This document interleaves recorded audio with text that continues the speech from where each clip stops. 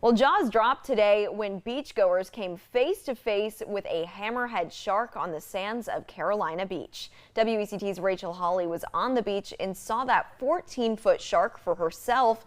Conservancy first got word of a shark in the surf around 3 this morning. After slipping back into the ocean, that massive shark finally washed up on the north end of Carolina Beach this afternoon. Definite once-in-a-lifetime thing. I've never seen anything like it, so yeah, it was pretty cool but sad, at the same time.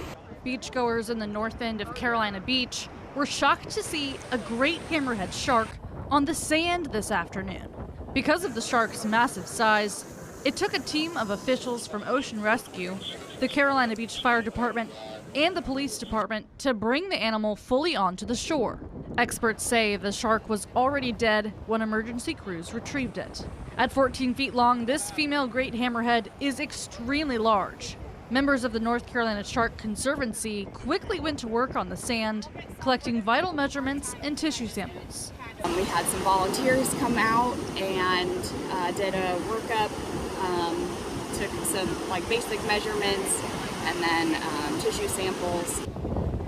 While the exact cause of death is still unknown, researchers noted evidence of fishing interaction. The shark had a deep cut at the base of its tail fin and a puncture mark near its jaw.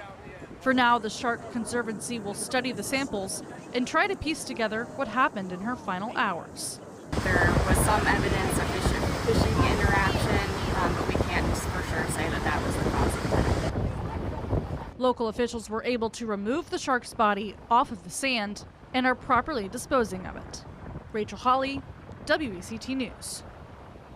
The Shark Conservancy says great hammerheads are a protected species, meaning the data and tissue samples collected today are extremely valuable for conservation efforts.